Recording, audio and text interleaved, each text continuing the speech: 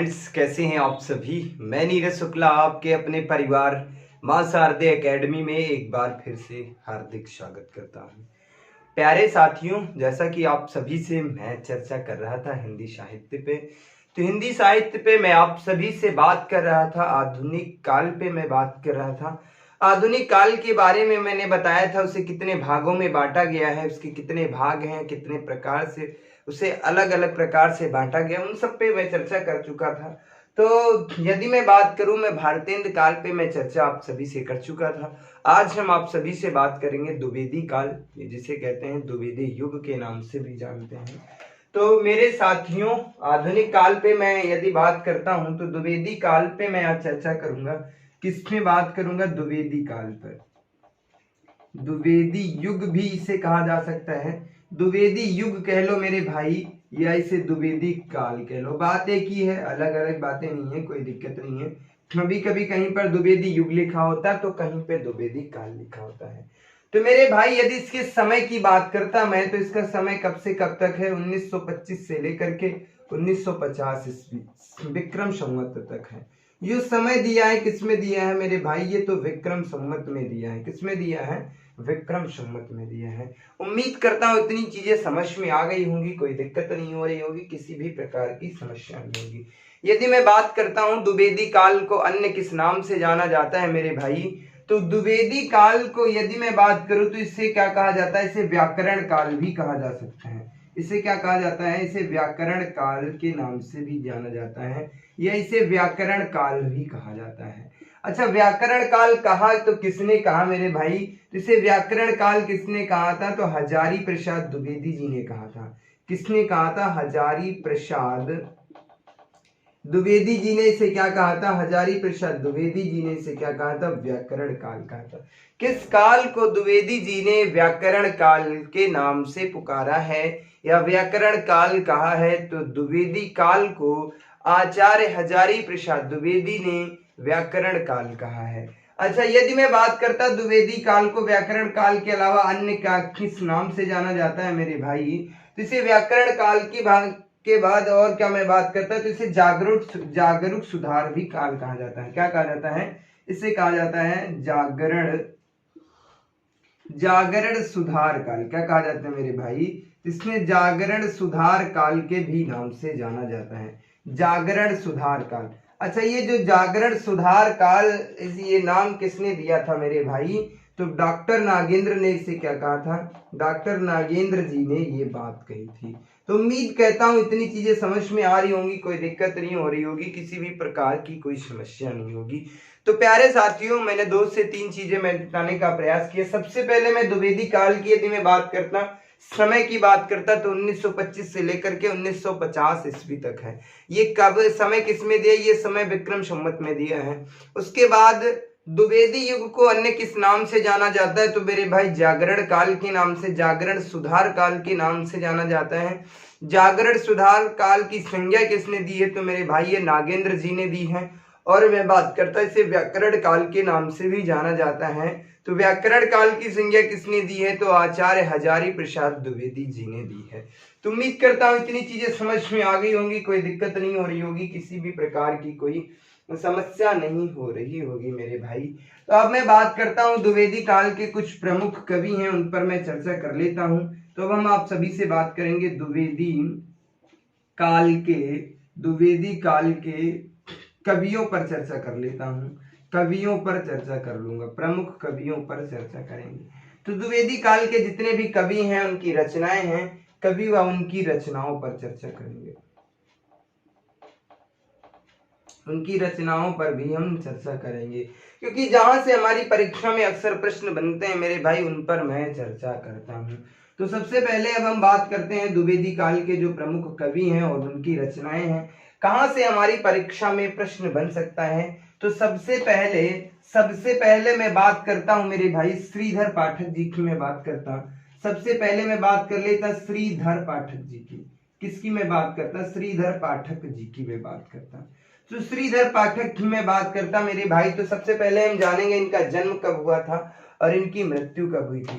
तो जन्म इनका जो हुआ था मेरे भाई, जन्म इनका 1859 ईस्वी में हुआ था और इनकी जो मृत्यु हुई थी मेरे भाई, इनकी जो मृत्यु हुई थी वह 1928 ईस्वी में हुई थी।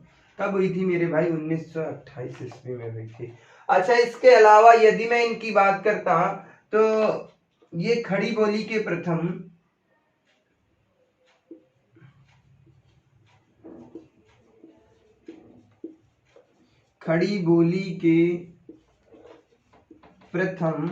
स्वच्छंदवादी कवि थे। कैसे कवि थे? तो ये खड़ी बोली के प्रथम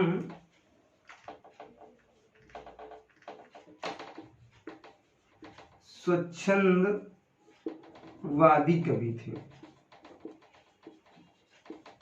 ये प्रश्न इनसे पूछा गया मेरे भाई, इसीलिए मैंने बताया है। ये पूछा गया था कि खड़ी बोली के स्वच्छंदवादी कवि कौन है। तो खड़ी बोली के स्वच्छंदवादी कवि कौन है? श्रीधर पाठक जी हैं। अब हम इनकी रचनाओं पर प्रकाश डालेंगे, जहां से हमारी परीक्षा में अक्सर प्रश्न बनते हैं। तो हम इनकी रचनाओं पर चर्चा करते हैं मेरे भाई, रचनाओं पर प्रकाश डालते हैं। जो इनकी रचनाएं हमारी परीक्षा की दृष्टि से बहुत ही महत्वपूर्ण है। तो यदि मैं इनकी रचनाओं की बात करता तो इन्होंने अपनी रचनाएं दो भाषा में लिखी है। एक तो इन्होंने अपनी रचनाएं खड़ी बोली में लिखी है, यानी खड़ी बोली में इनकी रचनाएं हैं। और उसके बाद कौन सी भाषा में है? तो ब्रज भाषा में है। किस भाषा में है? ब्रज भाषा में। ब्रज भाषा में भी इनकी रचनाएं हैं। दो भाषाओं में इन्होंने रचना लिखी है। तो सबसे पहले मैं बात करता मेरे भाई, सबसे पहले मैं खड़ी बोली की मैं बात कर लेता। खड़ी बोली की कौन कौन सी रचनाएं हैं उन पर मैं चर्चा कर लेता हूं। खड़ी बोली में इनकी कौन कौन सी रचनाएं हैं, इनकी रचनाओं पे मैं बात करता हूं। जैसा कि प्यारे साथियों, हमने आपको बताया कि इनकी रचनाएं जो हैं वो दो भाषा में लिखी गई हैं। इन्होंने अपनी भाषाएं खड़ी बोली में भी लिखा है और ब्रज भाषा में भी इनकी रचनाएं मिलती हैं।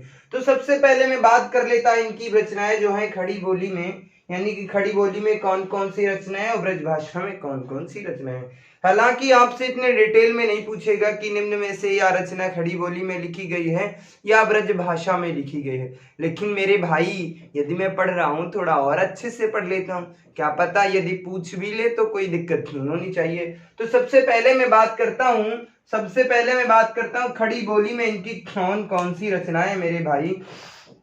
तो सबसे पहले मैं बात करते था, एक इनकी रचना है देहरादून। कौन सी रचना मेरे भाई? तो एक रचना है देहरादून, इनकी रचना खड़ी बोली में है। एक कौन सी रचना है मेरे भाई? एक आ जाती है देहरादून के बाद इनकी एक रचना वनाष्टक आ जाती है। कौन सी आ जाती है? वनाष्टक रचना आ जाती है। फिर इसके बाद एक रचना इनकी बहुत ही प्रसिद्ध है, वो भी कौन सी है? एक वर्गीय वीणा रचना है इनकी। कौन सी रचना है मेरे भाई? तो इनकी एक रचना है वर्गीय वीणा, इनकी एक रचना। ये तीनों रचनाएं किस भाषा में है मेरे भाई? तो ये तीनों रचनाएं जो हैं खड़ी बोली में लिखी गई हैं। यदि मैं ब्रज भाषा की बात करता मेरे भाई, तो ब्रज भाषा में इनकी कौन कौन सी रचनाएं हैं उनकी मैं बात कर लेता। यदि मैं ब्रज भाषा की ओर चलता हूं मेरे भाई, तो ब्रज भाषा की ओर चलता हूं तो एक इनकी रचना है धन विजय। कौन सी रचना मेरे भाई? तो एक इनकी रचना धन विजय है। धन विजय के बाद यदि मैं अगली रचना की इनके मैं बात करता मेरे भाई, धन विजय के बाद एक इनकी रचना है, कौन सी रचना है मेरे भाई?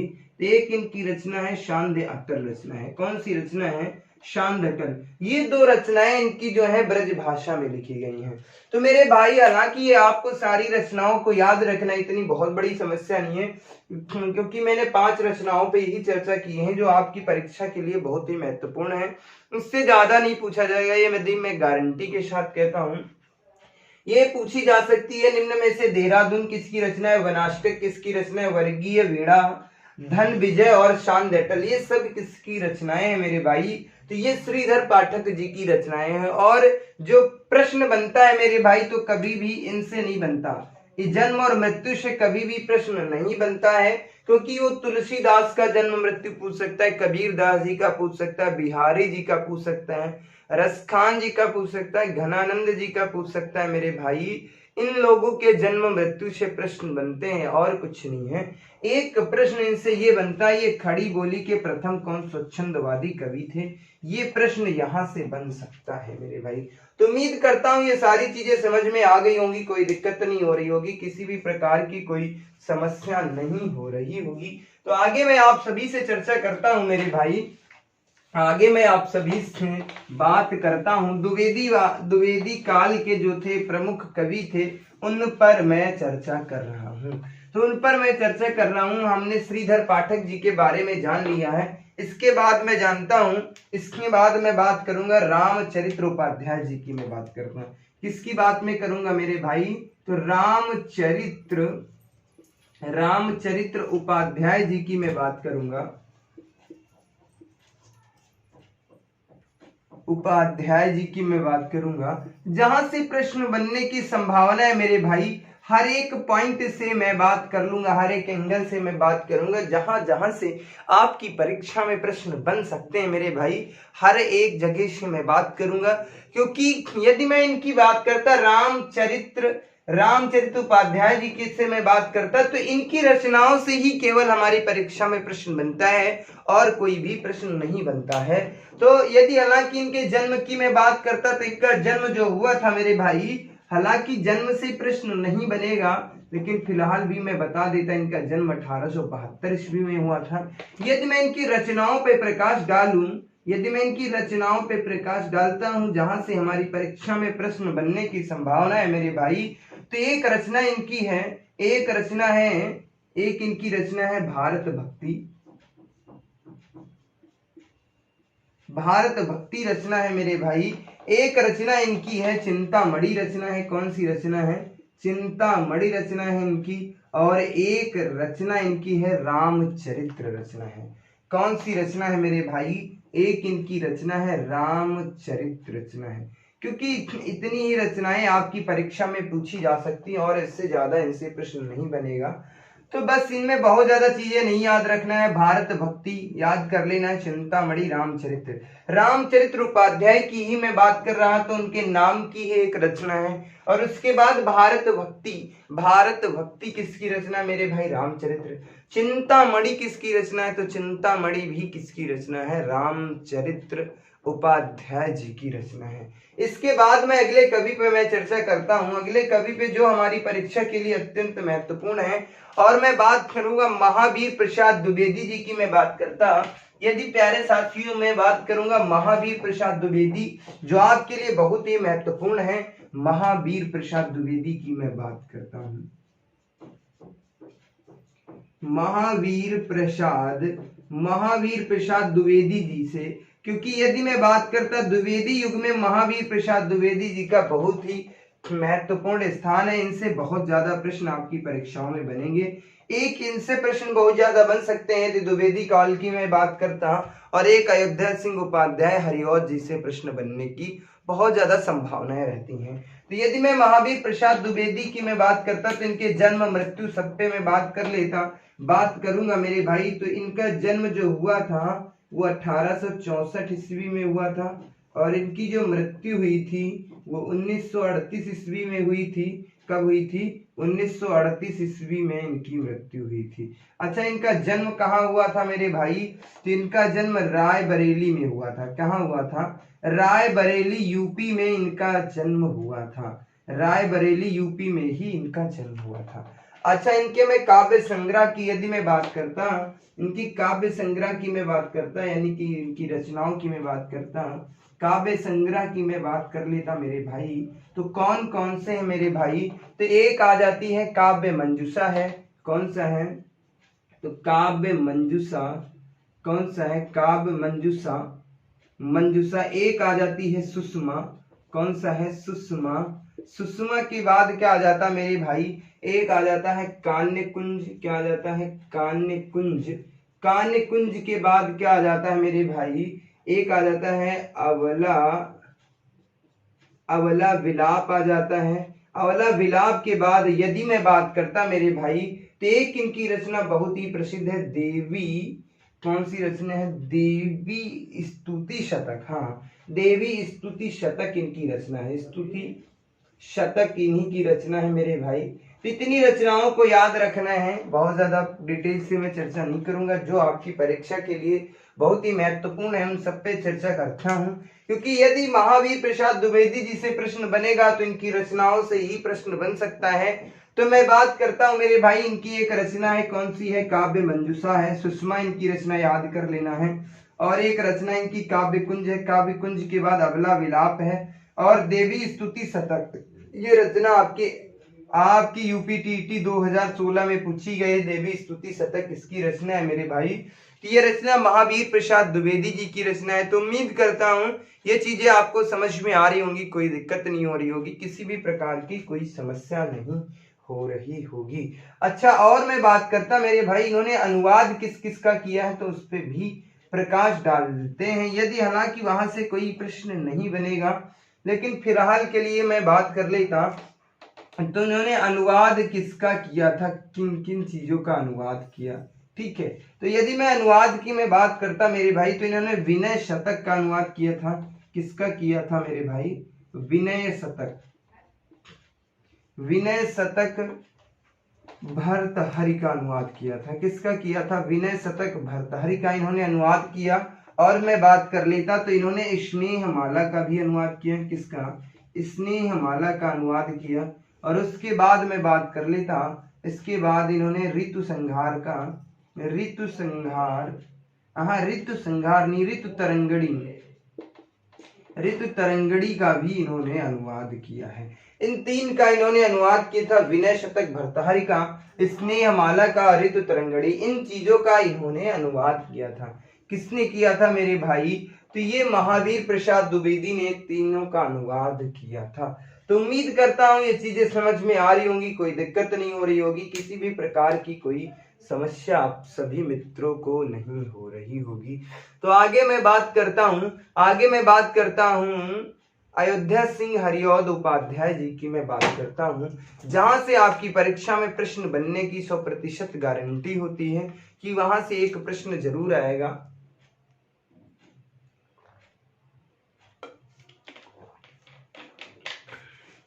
यदि मैं बात करता हूं द्विवेदी काल में अयोध्या सिंह उपाध्याय हरिऔध जी से प्रश्न तो 100% बनेगा, ये मैं दावे के साथ कहता हूं मेरे भाई, क्योंकि यहां से प्रश्न बनने की संभावना रहती है।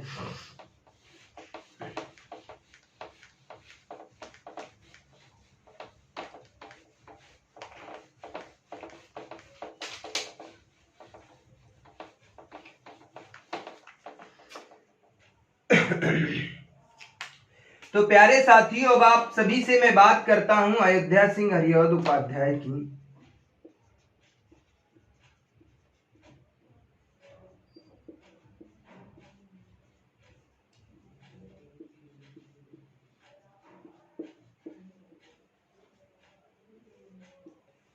अयोध्या सिंह हरिऔध जी की मैं बात करता हूं, अयोध्या सिंह उपाध्याय हरिऔध जी की मैं बात करता हूं मेरे भाई। तो यदि मैं अयोध्या सिंह उपाध्याय हरिऔध जी की मैं बात करता हूँ, यहाँ पे उपाध्याय लगा लेना, कोई दिक्कत नहीं, हरिऔध लिख लिया, क्योंकि हरिऔध जी से ये ज्यादा प्रसिद्ध है मेरे भाई। और मैं बात करता हूँ, ये हमारी परीक्षा की दृष्टि से बहुत ही महत्वपूर्ण है।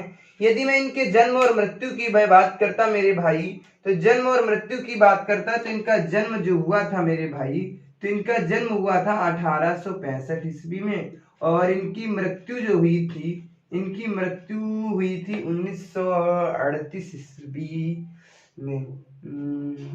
इनकी मृत्यु 18, 15, 35 नहीं, इनकी मृत्यु जो हुई थी 1947 ईस्वी में हुई थी। इनकी जो मृत्यु हुई थी 1947 में, जन्म हुआ था 1865 ईस्वी में।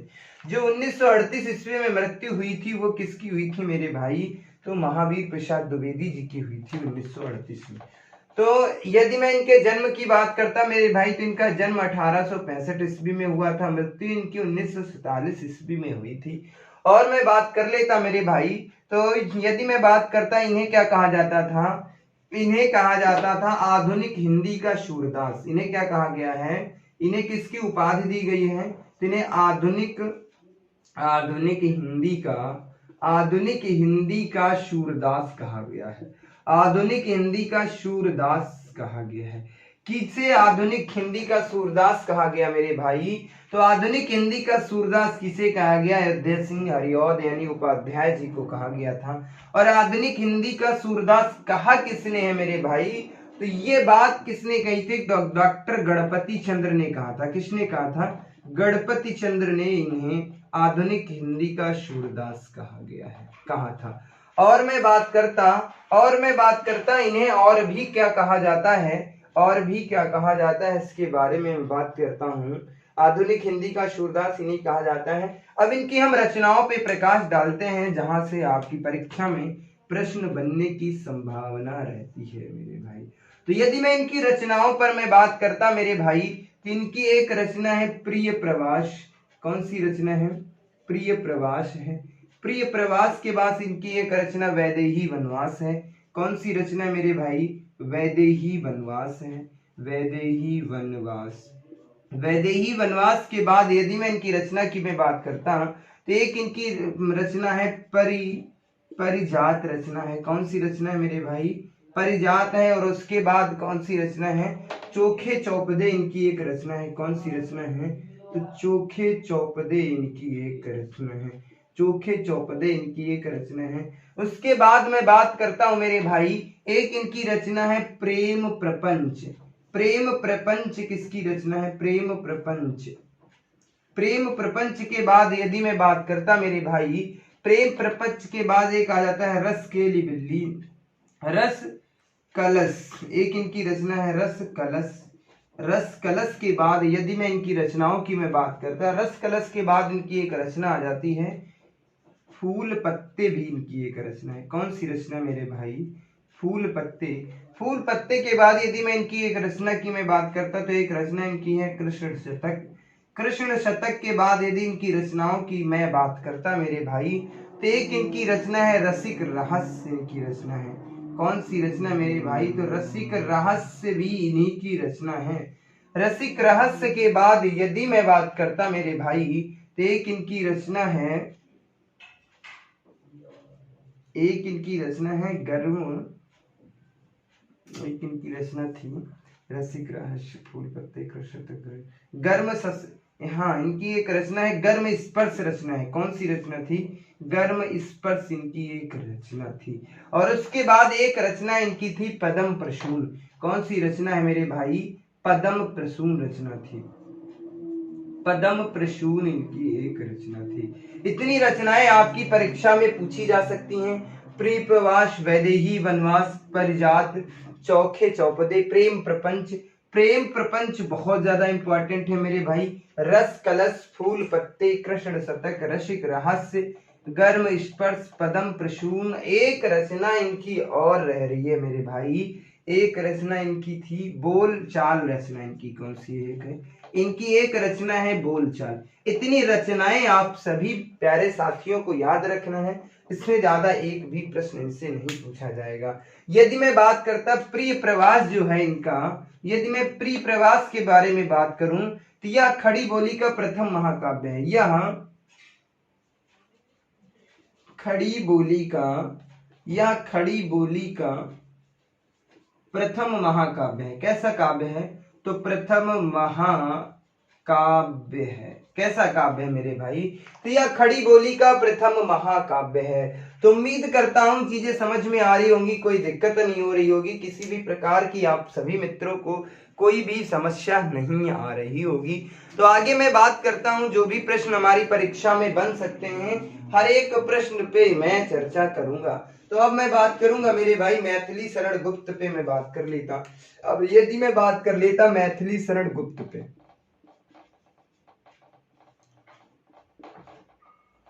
मैथिली शरण गुप्त पे मैं बात करता।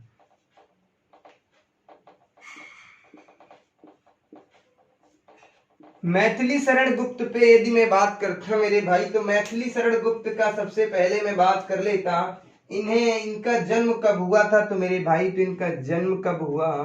इनका जन्म 1886 ईस्वी में हुआ था। और इनकी मृत्यु कब हुई थी मेरे भाई? इनकी जो मृत्यु हुई थी 1964 ईस्वी में हुई थी। 1964 ईस्वी में इनकी मृत्यु हुई थी। इनका जन्म हुआ कहाँ था? तो चिरगांव झांसी में हुआ था। कहाँ हुआ था? चिरगांव झांसी में इनका जन्म हुआ था। किसका? तो मैथिली शरण गुप्त का जन्म कहाँ हुआ था? चिरगांव झांसी में हुआ था। सही से लिख देता हूं,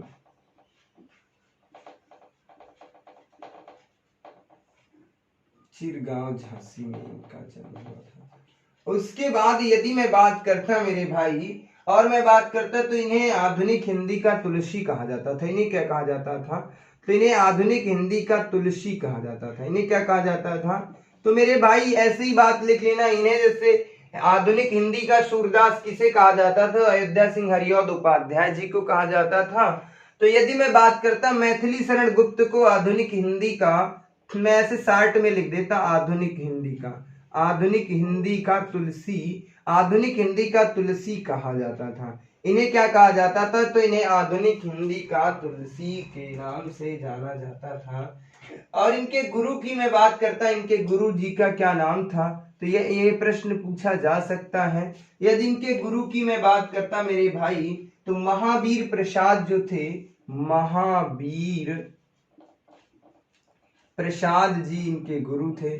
और मैं बात कर लेता इनकी प्रथम रचना के बारे में मैं बात कर लेता मेरे भाई। तो इनकी एक प्रथम कविता थी, उसके बारे में बात कर लेता। और इनका एक प्रथम संग्रह भी पूछा जा सकता है। प्रथम संग्रह कौन सा था मेरे भाई? दो प्रश्न यहां से बन सकते हैं, तो ये भी मैं बात कर लेता। तो इनकी जो प्रथम काव्य संग्रह है वो कौन सा है? रंग में भंग। कौन सा है मेरे भाई? रंग में भंग इनका एक काव्य संग्रह है। और उसके बाद में बात कर लेता प्रथम कविता इनकी कौन सी? तो हेमंत इनकी कविता है। अब हम इनकी रचनाओं पे प्रकाश डालेंगे मेरे भाई, अब हम इनकी रचनाओं पे प्रकाश डालेंगे। उसके पहले थोड़ी सी और चर्चा कर लेता। तो रामचंद्र शुक्ल जी ने इन्हें, रामचंद्र शुक्ल जी ने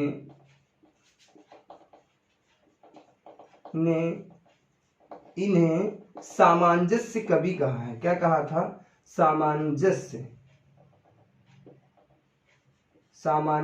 कवि कहा है। क्या कहा था? सामंजस्य कवि कहा था। और इनकी एक रचना थी, कौन सी थी? साकेत। कौन सी एक रचना इनकी थी मेरे भाई? साकेत। इसको जो था मेरे भाई, तो यदि मैं बात करता, इस रचना के बारे में एक बात कही गई थी कि इसे रामचरितमानस का दूसरा रूप कहा गया। इसे क्या कहा गया था? इसे रामचरित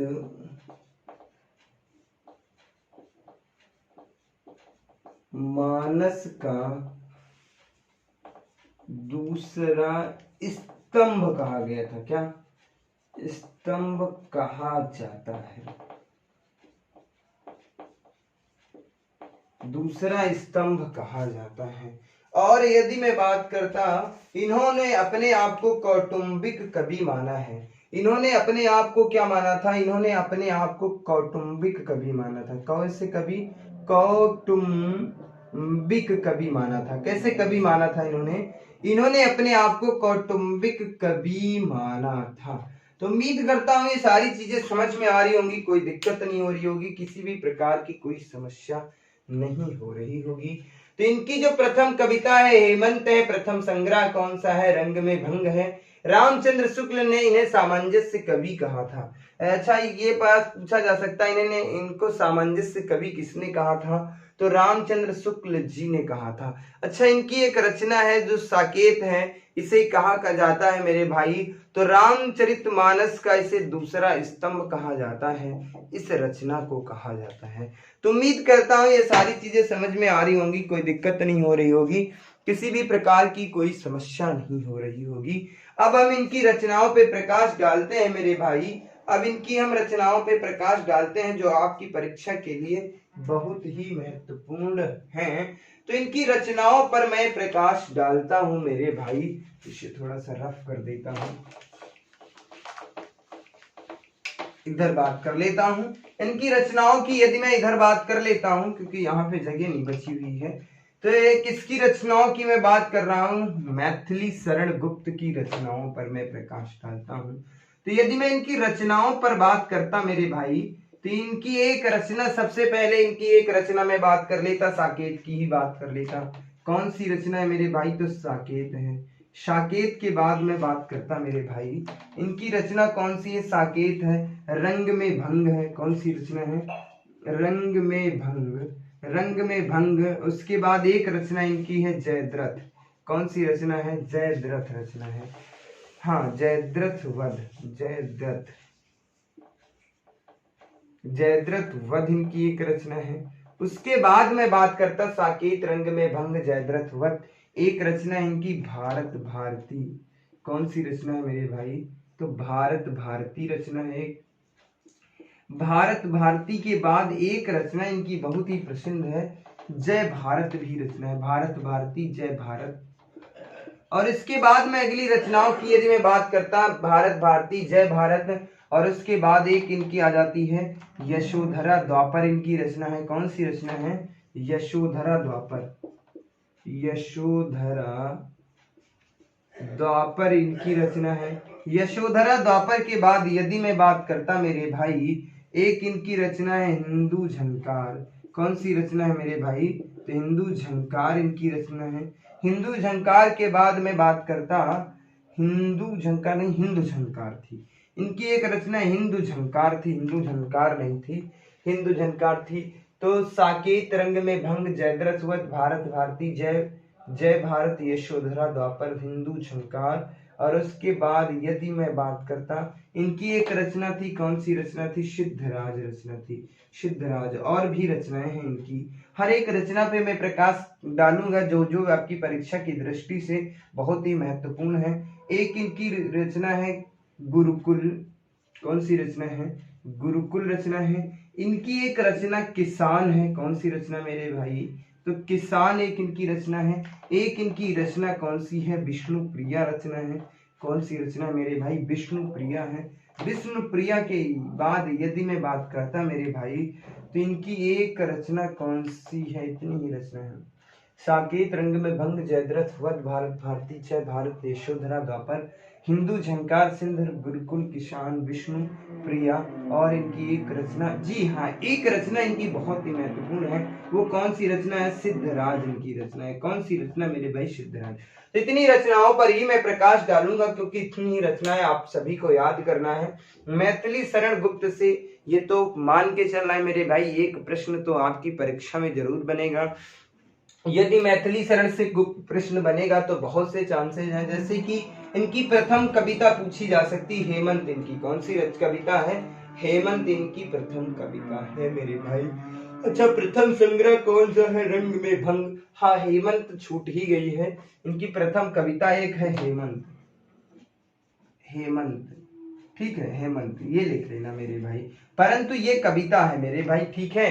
साकेत, रंग में भंग, जयद्रथ वध, भारत भारती, जय भारत, यशोधरा द्वापर, हिंदू झंकार, सिद्धराज, गुरुकुल, किसान, विष्णु प्रिया, सिद्धराज, इतनी रचनाएं हैं। तो उम्मीद करता हूं मैथिली शरण से जो भी प्रश्न आपकी परीक्षा में बन सकता था उस पर हमने चर्चा कर ली है।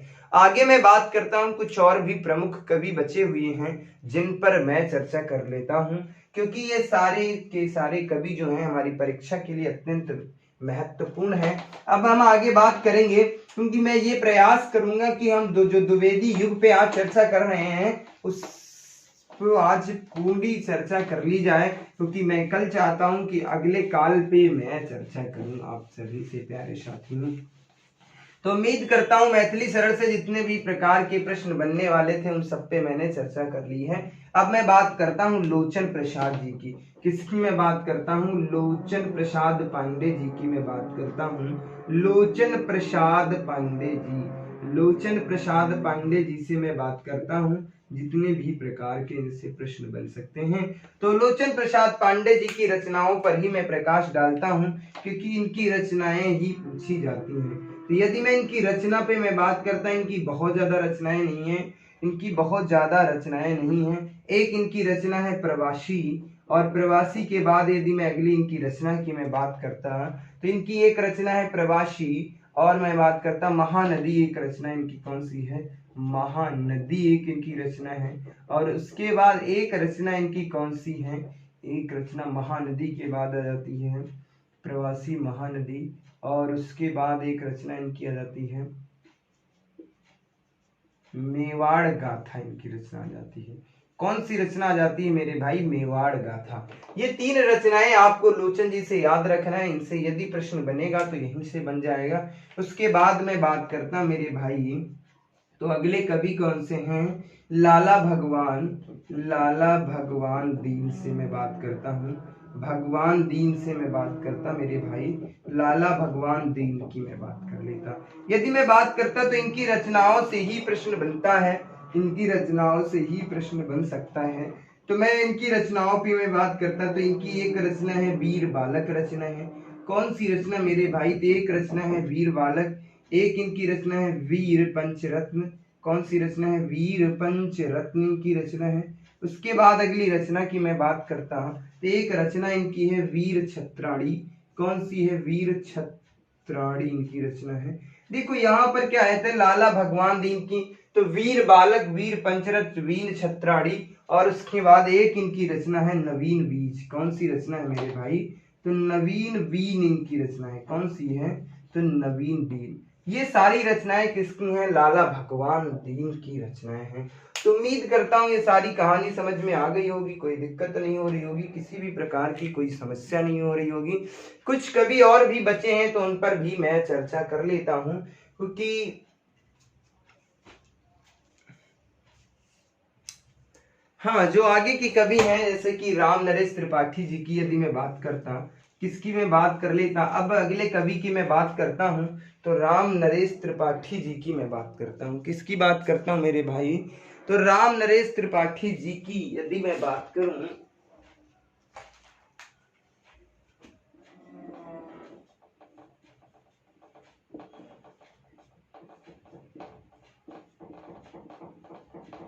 तो राम नरेश त्रिपाठी जी से क्या क्या प्रश्न बन सकते हैं? तो मेरे भाई इनकी रचनाओं से ही प्रश्न आपकी परीक्षा में पूछा जा सकता है।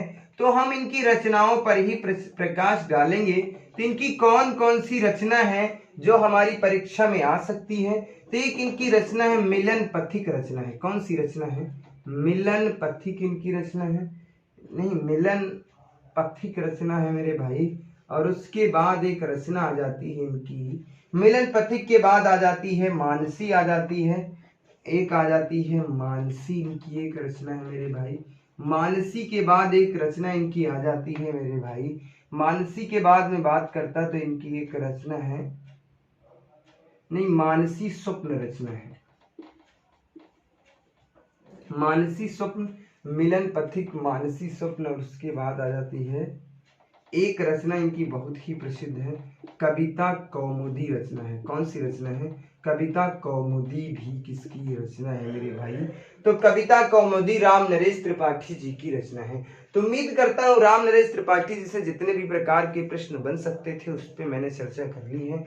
आगे मैं बात करता हूँ मुकुटधर पांडे जी से मैं बात करता हूँ।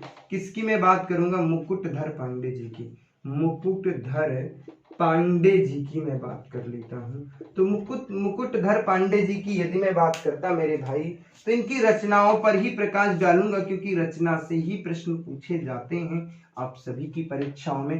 तो एक इनकी रचना है आंसू पूछी जाती है। किसकी रचना है? बहुत ज्यादा पूछी जाती है। आंसू किसकी रचना है? तो मुकुटधर पांडे जी की रचना है। और एक पूछी जाती है पूजा फूल, किसकी रचना है? तो पूजा फूल किसकी रचना है मेरे भाई? तो मुकुटधर पांडे जी की है। एक आ जाती है मेरे भाई कानन कुसुम रचना, किसकी है? तो कानन कुसुम भी इन्हीं की रचना है। किसकी है? कानन कुसुम भी मुकुटधर पांडे जी की रचना है। और एक रचना इनकी पूछी जाती है उद्गार। कौन सी रचना मेरे भाई? उद्गार। इतनी ही रचनाएं पूछी जाती हैं। तो उम्मीद करता हूँ ये सारी चीजें समझ में आ रही होंगी, कोई दिक्कत नहीं हो रही होगी, किसी भी प्रकार की आप सभी को कोई भी समस्या नहीं हो रही होगी। तो जो प्रमुख कवि और भी बचे हैं तो उन पर मैं चर्चा कर लेता हूं।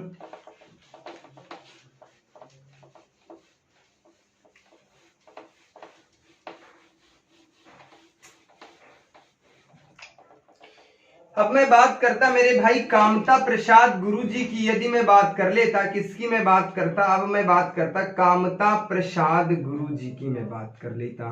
कामता प्रसाद गुरु जी की मैं बात करता। तो कामता प्रसाद गुरु जी से कैसे कैसे प्रश्न हमारी परीक्षाओं में बन सकते हैं, तो इन्हें यदि मैं बात करता तो कामता प्रसाद गुरु को इन्हें व्याकरण का पाणिनि कहा जाता था। इन्हें क्या कहा गया, तो इन्हें व्याकरण का पाणिनि कहा जाता था मेरे भाई। तो व्याकरण का पाणिनि किसे कहा जाता है मेरे भाई, तो कामता प्रसाद गुरु जी को व्याकरण का पाणिनि कहा जाता था। अच्छा, और मैं बात करता, यदि इनके जन्म की मैं बात करता और मृत्यु की मैं बात कर लेता मेरे भाई, तो इनके जन्म और मृत्यु की यदि मैं बात कर लेता तो इनका जन्म 1875 ईस्वी में हुआ था, मृत्यु 1947 ईस्वी में हुई थी। तो उम्मीद करता हूँ ये चीजें समझ में आ रही होंगी। अब मैं इनकी रचनाओं पर प्रकाश डालता हूँ जो हमारी परीक्षा की दृष्टि से अत्यंत महत्वपूर्ण है। तो यदि मैं इनकी रचनाओं पर बात करता मेरे भाई, तो इनकी रचनाएं कौन सी, एक इनकी रचना आ जाती है विनय पचासा। कौन सी रचना है मेरे भाई, तो विनय पचासा एक इनकी रचना है। विनय पचासा के बाद यदि मैं बात कर लेता मेरे भाई, तो एक इनकी रचना थी भौमशुरवध। एक इनकी रचना थी, कौन सी थी, भौमशुरवध। कौन सी रचना थी, भौमशुरवध इनकी रचना थी। उसके बाद अगली रचना की मैं बात करता तो इनकी एक रचना थी शिवाजी। कौन सी रचना थी मेरे भाई, शिवाजी इनकी रचना थी। और उसके बाद एक रचना थी इनकी पद्य पुष्पावली। कौन सी रचना है, पद्य पुष्पावली। पद्य पुष्पावली के बाद एक रचना इनकी बहुत ज्यादा पूछी जाती है मेरे भाई, दासी रानी। कौन सी रचना, दासी रानी। दासी रानी इनकी रचना बहुत ही प्रसिद्ध है। यदि मैं कामता प्रसाद गुरु जी की मैं बात कर लेता मेरे भाई, तो इनकी एक रचना है विनय पचासा, भौमशुरवध, शिवाजी, पद्य पुष्पावली, दासी रानी। ये इनकी रचनाएं हैं। यदि इनसे कोई भी प्रश्न बनेगा तो इनकी रचनाओं से प्रश्न बन सकता है। 5 मिनट की और भी क्लास बची हुई है शेष, कुछ कभी और बचे हैं तो उन पर भी मैं चर्चा कर लेता हूँ। कल मिलूंगा आपको अगले काल के विषय में, बारे में चर्चा करूंगा, क्योंकि मैं चाह रहा था 10 मिनट के लिए यदि क्लास लॉन्ग भी हो जाती तो कोई समस्या नहीं होनी चाहिए, क्योंकि इसके लिए मुझे कल अलग से नहीं पढ़ाना पड़ेगा। अब मैं बात करता हूँ सत्यनारायण जी की मैं बात कर लेता हूँ। किसकी मैं बात कर लेता हूँ, तो अब मैं बात कर लेता हूँ सत्यनारायण दास जी की मैं बात कर लेता। सत्यनारायण की यदि मैं बात करता मेरे भाई, तो सत्यनारायण से क्या क्या प्रश्न बन सकते हैं हमारी परीक्षाओं में, तो इसकी मैं बात करता। सबसे पहले सत्यनारायण से, तो इन्हें कविरत्न भी कहा जाता था। इन्हें क्या कहा जाता था, तो इन्हें भैया कविरत्न कहा जाता। क्या कहा जाता है, कविरत्न कहा जाता है। सत्यनारायण जी की मैं बात करता तो इन्हें कविरत्न भी कहा जाता है। और इनकी रचनाओं की यदि मैं बात करता मेरे भाई, तो इनकी रचनाएं कौन कौन सी हैं, तो एक रचना इनकी है भ्रमरदूत रचना है। कौन सी रचना है मेरे भाई, भ्रमरदूत है। भ्रमरदूत के बाद एक इनकी रचना है प्रेम कली रचना है। कौन सी रचना है, प्रेम कली इनकी रचना है। कौन सी रचना है मेरे भाई, प्रेम कली। उसके बाद में अगली रचना की मैं बात करता हूं तो जगन्नाथ दास इनकी, जगन्नाथ दास इनकी रचना है। ये जगन्नाथ दास रचना रत्नाकर। इन्हें और क्या कहा जाता है, तो इन्हें रत्नाकर भी कहा जाता है। किसे रत्नाकर के नाम से जाना जाता है, तो जगन्नाथ दास जी को ही रत्नाकर के नाम से जाना जाता है। अब इनकी मैं रचनाओं की मैं बात करता हूं जो आपकी परीक्षा के लिए बहुत ही महत्वपूर्ण है। इनकी रचनाओं पर सीधा मैं प्रकाश डालूंगा। तो इनकी एक रचना है गंगावतरण। कौन सी है, गंगावतरण। कौन सी रचना है मेरे भाई, गंगावतरण इनकी रचना है। और मैं बात कर लेता गंगावतरण, हाँ ठीक है, गंगावतरण इनकी रचना है। और उसके बाद में बात कर लेता है एक इनकी रचना है हिंडोला रचना है। कौन सी रचना मेरे भाई, हिंडोला रचना है। हिंडोला के बाद यदि मैं बात करता तो इनकी एक रचना है श्रृंगार लहरी रचना है। कौन सी रचना मेरे भाई, श्रृंगार लहरी है। श्रृंगार लहरी के बाद में बात करता तो इनकी एक रचना कलकासी है। कौन सी रचना है, कलकासी है। और उसके बाद में बात करता तो एक इनकी रचना है मेरे भाई हरिश्चंद्र है। कौन सी रचना है, हरिश्चंद्र है। हरिश्चंद्र के बाद में बात करता तो इनकी एक रचना है उद्धव शतक। कौन सी रचना मेरे भाई, उद्धव शतक। उसके बाद इनकी गंगा अवतरण, हिंडोला, श्रृंगार लहरी, कलकासी, हरिश्चंद्र, उद्धव शतक। हाँ, एक इनकी रचना है वीराष्टक। कौन सी रचना है मेरे भाई? वीराष्टक इनकी रचना है। इतनी रचनाएं इनकी पूछी जाती हैं, इससे ज्यादा जगन्नाथ रत्नाकर जी से कोई भी प्रश्न नहीं बनेगा। तो मिलते हैं आप सभी को अगली क्लास में एक नई शक्ति, एक नई ऊर्जा के साथ। ये सारी चीजें समझ में आ गई होंगी, बेहतर तरीके से अभ्यास करेंगे, बहुत अच्छे से समझ में आएगा, कोई दिक्कत नहीं है। तो तब तक के लिए जय हिंद मेरे साथियों।